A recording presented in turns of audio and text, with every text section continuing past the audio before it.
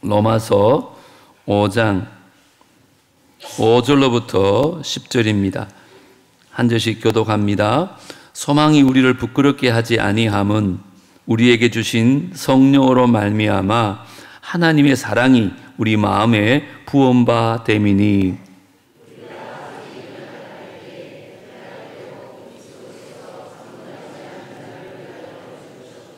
의인을 위하여 죽는 자가 쉽지 않고 선인을 위하여 용감히 죽는 자가 혹 있거니와.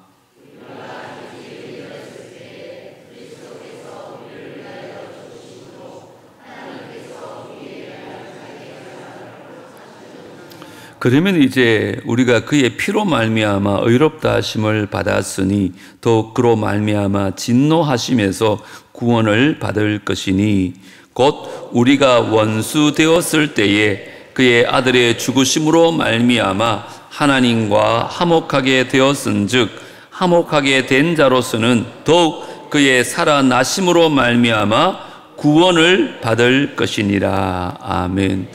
지난 시간 예고 드린 것처럼 오늘은 거룩한 성찬식이 있습니다. 성찬을 앞두고 놀라우신 사랑이라는 제목으로 잠시 말씀을 나누려고 합니다.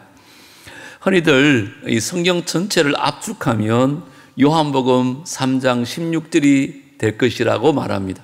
물론 실제로 성경을 한 구절로 압축할 수는 없지만 그 의미는 대강 다들 동의하는 듯합니다. 요한복음 3장 16절은 성경 전체의 사상을 함축적으로 보여줍니다. 요한복음 3장 16절은 이렇게 시작합니다. 하나님이 세상을 이처럼 사랑하셨다. 이 말씀은 사실상 성경에서 가장 중요한 내용을 담고 있습니다. 여러분, 성경은요, 하나님이 세상을 얼마나 사랑하는가에 대해서 참으로 다양한 방법으로 강력하게 우리에게 말합니다. 예를 들어 사사기 같은 경우는 범죄한 이스라엘을 향한 하나님의 끝없는 사랑을 계속 우리에게 보여줍니다. 호세아서 같은 경우는 호세아라는 인물을 통해서 그 고멜과 같은 그 여인을 끝까지 사랑하는 남편을 통해서 하나님의 사랑을 우리에게 보여주는 것이에요. 우리가 잘 알고 있는 누가복음 15장에 보면 잃어버린 영혼에 대한 세 가지 비유를 통해서 하나님이 우리를 얼마나 사랑하는지를 증거하고 있습니다. 그런데요, 이 모든 사건들보다 더욱 분명하게 하나님의 사랑을 보여주는 사건이 있습니다. 그것은 바로 예수 그리스도의 십자가 사건입니다. 하나님 우리를 사랑하신다는 것을 여러 가지 사건과 말씀으로 보여주고 있지만 그 어떤 사건도 그리스도의 십자가 사건만큼 강력하게 하나님의 사랑을 표현한 것이 없습니다. 그래서 복음서는요, 이 그리스도의 십자가 사건을 정점에 두고 그의 생애와 그분의 가르침을 전개해 갑니다. 그리고 서신서는 이 그리스도의 십자가에 대한 해석들을 담고 있는 것이 서신서입니다. 오늘 본문 로마서 5장도 그리스도의 십자가에 대한 중요한 해석을 하나 우리에게 하고 있습니다. 본문에서 사도 바울은 그 십자가 사건 자체를 묘사하면서도 동시에 그 십자가 사건이 우리에게 뭘 의미하는지를 보여주고 있습니다.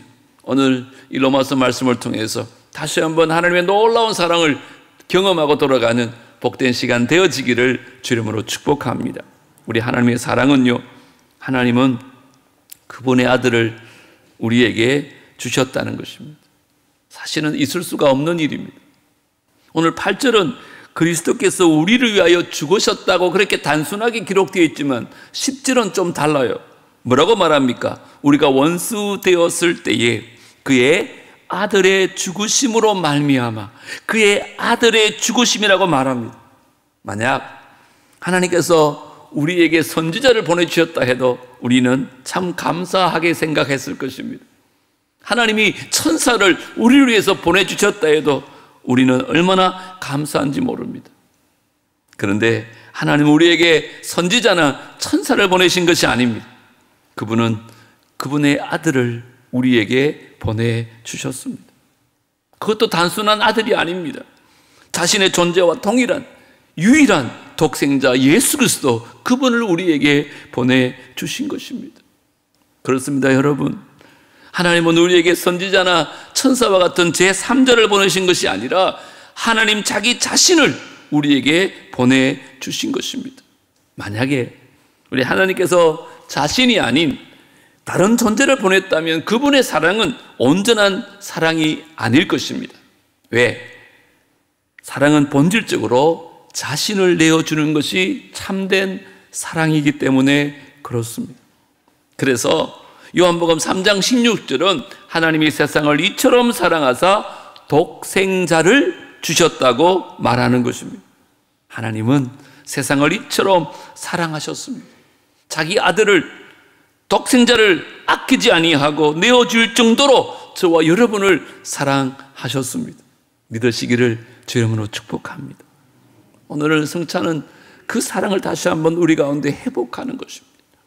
그 사랑에 젖어드는 것입니다. 날 위해 피 흘리시고 살찌으신 그 살과 그 피를 먹고 마심으로 말미암아 그 사랑에 다시 한번 감격하는 것. 그래서 로마서 8장 32절에 사도 바울이 이렇게 말합니다. 우리 다 같이 한번 읽어볼까요? 시작. 자기 아들을 아끼지 아니하시고 우리 모든 사람을 위하여 내주신 이가 어찌 그 아들과 함께 모든 것을 우리에게 주시지 아니하겠느냐?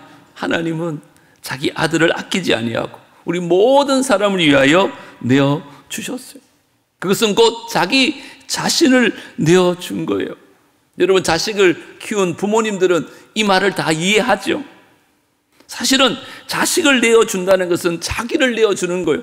어쩌면 자기를 내어주는 게 훨씬 더 쉬워요. 그만큼 하나님 우리를 사랑하신 거예요.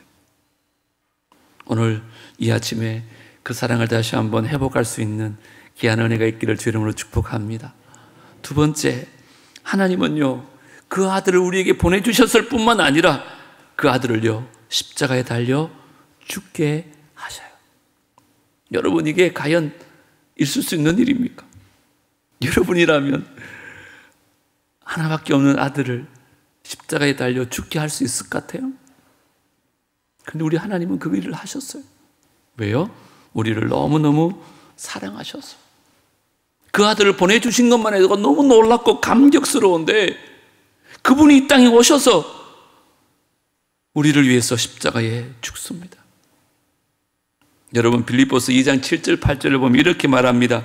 오히려 자기를 비워 종의 형체를 가지사 사람들과 같이 되셨고 사람의 모양으로 나타나사 자기를 낮추시고 죽기까지 복종하셨으니 곧 십자가에 죽으심이라. 하나님의 아들이 자신의 모든 영광을 버리고 종의 형체를 입었다는 거예요. 그리고 사람의 모양을 입으셨어요. 그렇게 낮추셨던 것도 놀라운데 그분은 죽음으로 복종하십니다. 그것도 가장 잔인하고 가장 혹독한 그 십자가의 죽음으로 복종하셨습니다. 여러분, 그래서 십자가는 사랑입니다. 우리 하나님은 그렇게 자기 분신과 같은 그 아들을 우리를 위해서 십자가를 지시게 하셨습니다. 정말 그 명백하게 그 사랑이 드러나는 것이 바로 십자가라는 것입니다.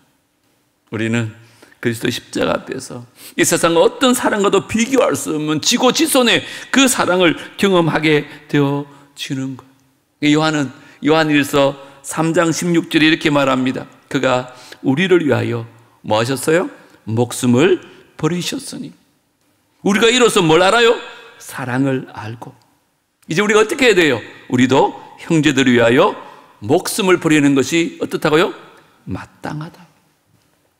예수 그리스도께서 우리 위해서 목숨 버린 것을 통해서 그 지극한 사랑을 통해서 우리는 비로소 참 사랑이 무엇인지를 알게 되어진 것입니다.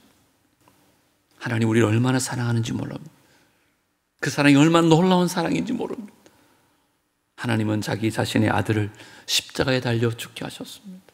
오늘 성찬을 대할 때 그 십자가에 달려 죽으신 예수 그리스도, 그분을 다시 한번 인격적으로 만나고 그분 앞에 예배할 수 있는 이 아침이 되어지기를 주 이름으로 축복합니다. 세 번째, 마지막으로 그분의 죽으심은 바로 우리를 위한 죽음이었다는 것입니다.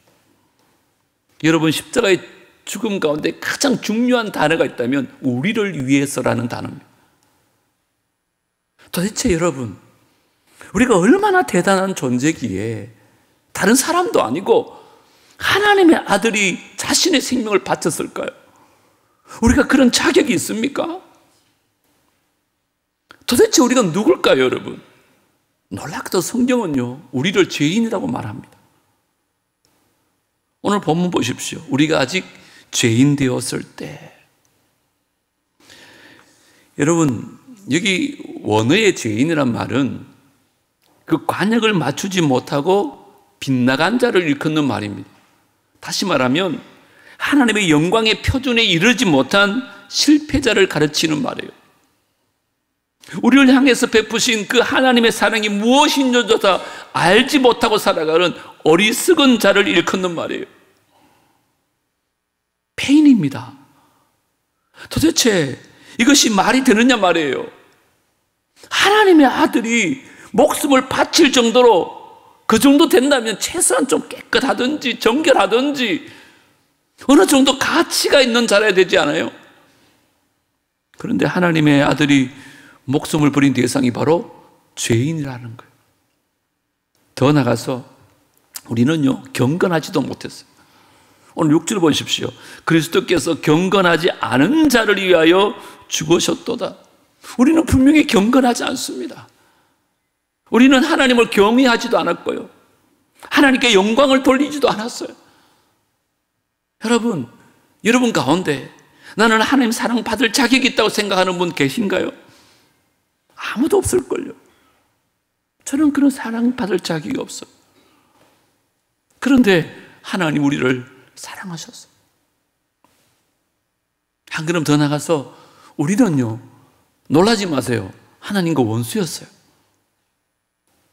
10절 다 같이 한번 읽어볼까요? 시작. 곧 우리가 원수 되었을 때에 그의 아들의 죽으심으로 말미암아 하나님과 화목하게 되었은즉. 맞습니다. 우리는 하나님과 원수였어요. 왜 원수였을까요? 우리는 그분의 사랑을 배반합니다. 그분의 권위에 도전했습니다. 내가 나의 주인이 되고 내가 나의 왕 노릇하며 살았습니다. 그분의 사랑을 배반한 배은망덕한 자였습니다. 그래서 우리는 원수였어요. 뿐만 아닙니다. 동시에 우리는 너무 연약한 상태입니다.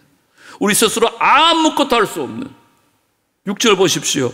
우리가 아직 연약할 때라고 말합니다. 우리가 죄인이고 우리가 불경건한 자고 하나님과 원수된 자인데 동시에 너무너무 연약해서 우리 스스로 우리를 구원할 수가 없었을 때 하나님은 아들을 보내셨습니다. 그리고 그 아들은 우리를 위해서 십자가에서 죽으신 거예요. 철저하게 절망적입니다. 그런 우리를 위해서 자신의 아들을 십자가에 죽게 하십니다. 이로써 우리를 향한 하나님의 사랑을 확정하신 것입니다. 여러분, 사람의 사랑은요, 대개 받을 만한 자격이 있는 사람에게 하는 것이 사람들의 사랑입니다. 아무리 고귀한 사랑이라고 해도 받을 만한 가치가 있는 사람에게 주어지는 것이 일반적인 사랑입니다. 여러분, 우리 어머니의 사랑이요, 아무리 고귀해도 자기 자식을 향한 사랑이지 옆집 아이를 위한 사랑은 하지 않습니다. 아무도 그를 위해서 희생하지 않아요. 그런데 하나님의 사랑은 그렇지 않아요. 하나님은 불경건하고 하나님과 원수된 이 죄인을 위해서 자신의 목숨을 버리십니다. 세상에 이보다 더 고귀한 사랑이 있을까요? 이보다 더 놀라운 사랑이 있을까요? 그 사랑을 저와 여러분이 지금 받고 있습니다. 그러나 세상 사람들은 이 사랑을 모릅니다. 십자가 예수님이 돌아가시는 순간 다 끝이 났다고 생각했습니다. 하지만 인류 역사상 수많은 사람들이 그 십자가 사랑 앞에 무릎을 꿇습니다. 폴리각 같은 순교자가 탄생합니다.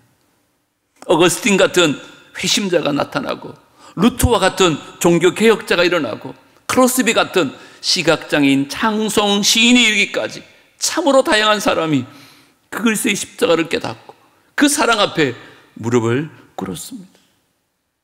그러나 사실 그 무엇보다 저 같은 죄인이 정말 예수 믿고 목사가 된 것은 저는 기적 중에 기적이라고 생각합니다. 우리 집 사람이 앉아 있는데 제 과거를 아는 사람은 그 사람밖에 없을 것 같아요. 그래서 제가 처음 예수 만났을 때 자주 불렀던 찬송이 하나 있습니다. 복음성가인데 세상에서 방황할 때 나 주님을 몰랐네. 내 맘대로 고집하며 온갖 죄를 저질렀네. 예수여 이 죄인도 용서받을 수 있나요? 벌레만도 못한 내가 용서받을 수 있나요? 정말 많이 불렀어요. 저는 감히 하나님의 사랑을 받을 만한 존재가 아니었어요. 참 부끄러운 고백이지만 세상에 온갖 죄를 다 저질렀던 사람입니다. 어쩌면 지금도 여전합니다. 그런데 주님은 저를 위해 십자가 지셨다. 전혀 값어치 없는 나의 인생을 가치를 매길 수 없는 존재로 주님이 바꿔주셨어요. 그게 십자가입니다. 그래서 저는 이제 예수님이 날 위해 죽을 만큼 가치 있는 존재가 되고 말았어요. 사랑하는 성도 여러분, 하나님의 사랑은 바로 그런 것이에요. 자신의 분신과 같은 아들을 우리를 위해 십자가에 내어주신 엄청난 사랑입니다. 그래서 우리를 그렇게 가치 있는 존재로 바꾸어 주신 거예요. 감히 이 거룩한 예식에 초대받을 수 있는 사람이 되고 말았어요. 날 때부터 뇌성마비 장애인이었던 송명희 시인을 잘 아시죠? 그의 시 가운데 이런 시가 있습니다. 얼마나 아프실까? 하나님의 마음은 인간들을 위하여 아들을 제물로 삼으실 때 얼마나 아프셨나? 주님의 몸과 마음, 사람들을 위하여 십자가에 달려 제물 되실 때 얼마나 아프실까? 하나님 가슴은 독생자 주셨건만 인간들 부족하다 원망할 때 얼마나 아프실까? 주님의 심령은 자신을 주셨건만 사람들 부인하며 욕할 때. 저와 여러분이 그랬던 사람들이잖아요. 아무 가치 없는 우리를 위해서 하나님께서는 아들을 보내주셨고 그 아들은 우리를 위해서 십자가에 살 찢으시고 피 흘려 주셨어요. 여러분, 성찬은 바로 그런 것입니다. 그냥 딱 빵 한 조각 얻어 먹고 포도주 한 잔 마시는 것으로 이 거룩한 예식이 희석되지 않았으면 좋겠습니다. 다시 한번 우리를 향한 주님의 사랑을 다시 한번 깊이 깨닫고 감격하며 잃어버린 첫사랑을 회복하고 내 몸의 피가 다 식을 때까지 이제 주를 위해 살겠노라고 결단하며 성찬에 참석할 수 있는 우리 모두가 되어지기를 주의 이름으로 축복합니다. 하나님 아버지, 어떻게 나 같은 것을 사랑하셔서 하나밖에 없는 아들을 내어주셨습니까? 어떻게 우리 같은 것들 위하여 그 하나밖에 없는 아들을 십자가에 죽게 하셨습니까? 하나님, 주님과 원수였고 연약하여서 아무것도 할 수 없었고 정말 죄인 중에 개수였던 우리들 아니었습니까? 오늘 이 성찬에 참여하며 다시 한번 그 놀라우신 사랑에 감격하고 나를 위한 사랑에 보답하며 내 남은 생에 주를 위해 살겠노라고 결단하는 귀한 성찬이 될 수 있도록 축복하여 주옵소서.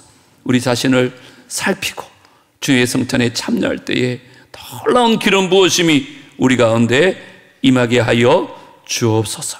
예수님 이름으로 기도드리옵나이다. 아멘. 우리 찬송가 229장 4절까지 부르고 성찬 후에 5절 6절 하겠습니다. 장로님 두 분 오셔서 볼을 좀 걷어주시면 좋겠습니다. 아무 흠도 없고 거룩하신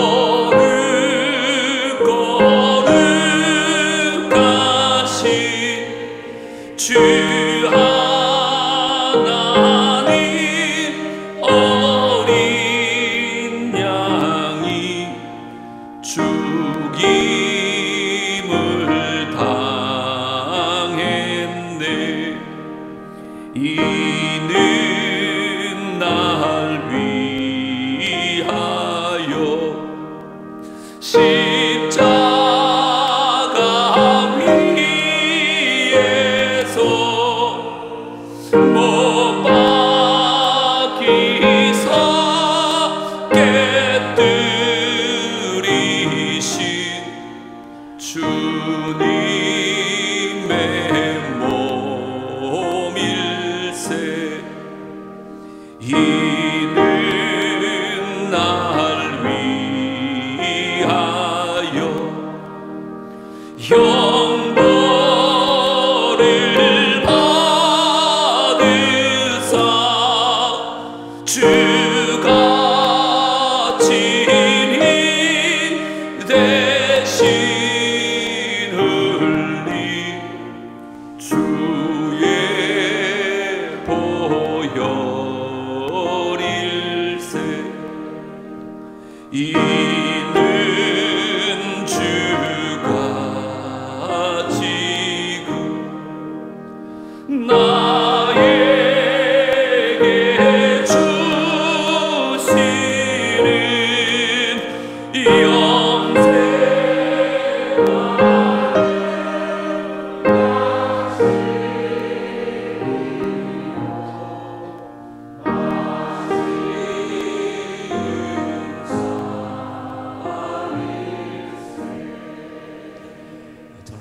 주시는 이 예식은 우리 주 예수 그리스도께서 친히 세우신 예식입니다.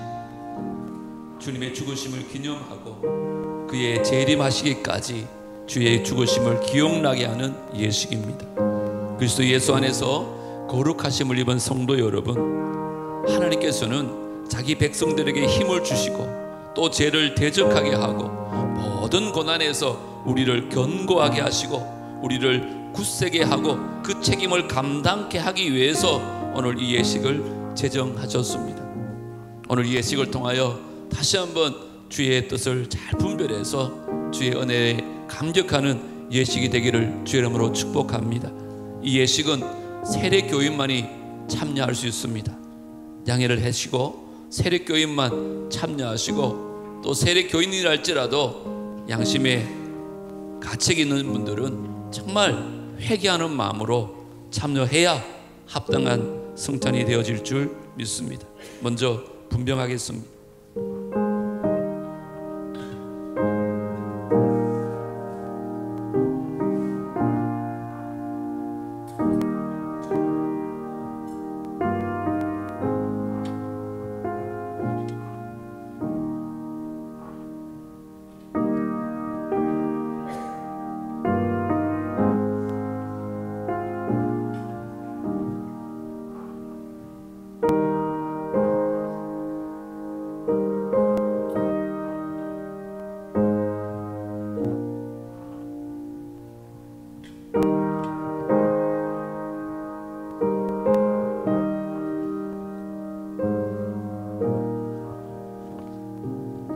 주 예수 그리스도께서 잡히시던 날 밤 떡을 가지시고 축사하시고 제자들에게 떼어 주셨습니다.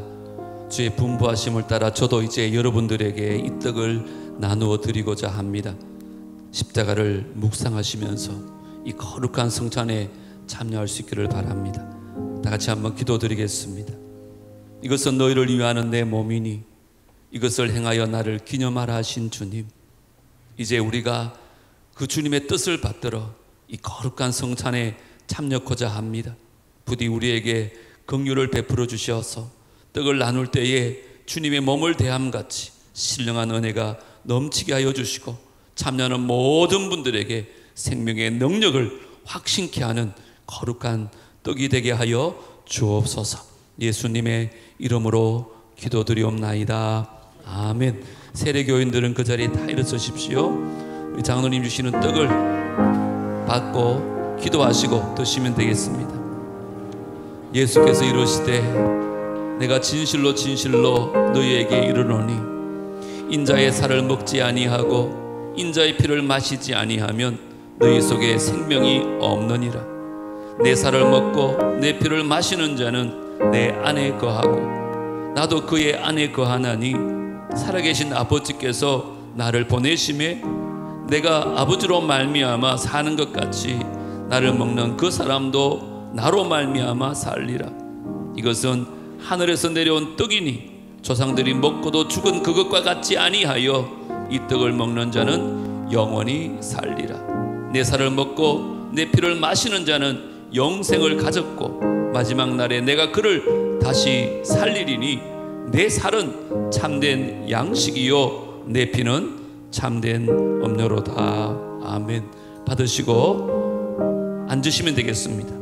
드시고 앉으시고 아직 못 받으신 분들만 일어나 주시면 우리 장로님들이 나누도록 하겠습니다. 네, 오십시오.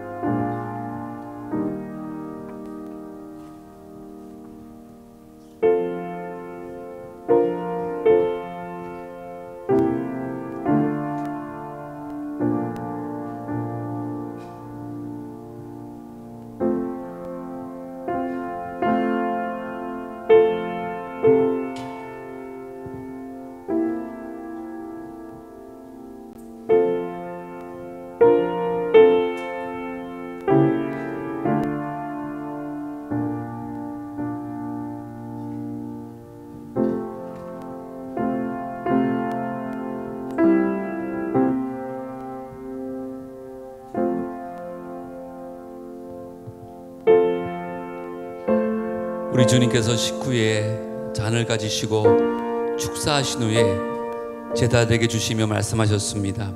이 잔은 나의 피로 세운 새 언약이니 이것을 행하여 마실 때마다 나를 기념하라. 우리가 이 시간 이 잔을 대할 때에 정말 주님의 생명과 더욱 연합하는 복된 시간이 될 수 있기를 바랍니다. 다시 한번 기도드리겠습니다. 내 살을 먹고 내 피를 마시는 자는 영생을 가졌고 마지막 날에 내가 그를 다시 살리리라고 말씀하신 주님, 이제 이 잔을 통하여 우리가 주님의 사랑에 이르고 이 피의 참여함으로 생명에 이르고자 합니다. 이 예식을 통하여 더욱 큰 은혜를 입게 하여 주옵소서. 사람이 자기를 살피고 그 후에야 이 떡을 먹고 이 잔을 마실지니 주의 몸을 분별하지 못하고 먹고 마시는 자는 자기의 죄를 먹고 마시는 것이라고 말씀하였사오니 우리를 이러한 죄악에서 지켜주시고 더욱 새 힘을 얻어 주의 죽으심을 오실 때까지 증거하는 하나님의 사람들 다 되게 하여 주옵소서. 예수님 이름으로 기도드리옵나이다. 아멘. 떡을 받으셨던 분들은 이전을 하셔서 이제 잔을 받으시면 되겠습니다. 드시고 그 자리에 두시면 예배 후에 수고하도록 하겠습니다. 그는 주 앞에서 자라나기를 연한 순 같고 마른 땅에 나온 뿌리 같아서 고운 모양도 없고 풍채도 없은즉 우리가 보기에 흠모할 만한 아름다운 것이 없도다. 그는 멸시를 받아 사람들에게 버림받았으며 간고를 많이 겪었으며 질고를 아는 자라. 마치 사람들이 그에게서 얼굴을 가리는 것 같이 멸시를 당하였고 우리도 그를 기히 여기지 아니하였도다. 그는 실로 우리의 질고를 지고 우리의 슬픔을 당하였거늘 우리는 생각하기를 그는 징벌을 받아 하나님께 맞으며 고난을 당한다 하였도다. 그가 찔림은 우리의 허물 때문이요 그가 상함은 우리의 죄악 때문이라. 그가 징계를 받음으로 우리는 평화를 누리고 그가 채찍에 맞음으로 우리는 나음을 받았도다. 우리는 다 양 같아서 그릇 행하여 각기 제 길로 갔거늘 여호와께서는 우리 모두의 죄악을 그에게 담당시키셨도다. 아멘. 잠 받으신 분들은 드시고 안 드시면 되겠습니다. 떡을 받았는데 잠 못 받으신 분만 서 계시면 되겠습니다. 다 받으신 것 같습니다.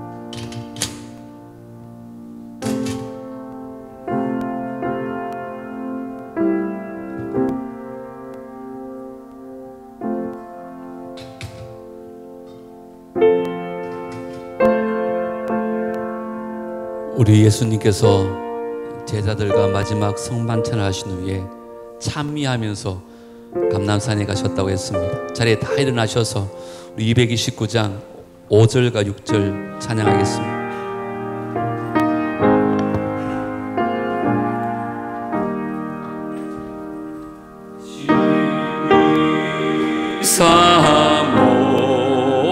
사모하는 떠나셨던 주님 속히 세상 다시 올 때 반가이 뵙겠네. 우리 그때까지 십자가를 지고 주의 자비함과 은혜 널리 전파하세. 제가 오늘 부산을 급히 가야 돼서 마치고 인사를 못 드리는데 여러분 양해하시고 건강하게 잘 돌아가시기 바랍니다. 이제는 우리 구주 예수 그리스도의 은혜와 하나님 아버지의 무한하신 사랑과 성령 하나님의 교통하심과 내주하심과 인도하심이 주님의 성탄에 참여하며 다시 한번 나를 향한 놀라우신 사랑에 감격하고 남은 생에 이제 주를 위해 살겠나라고 결단하고 돌아가는 귀한 주의 백성들과 그들의 가정과 자녀들과 하시는 모든 일들 위해 사랑남북의 공동체 위에 이제로부터 영원토록 함께 있을지어다. 아멘.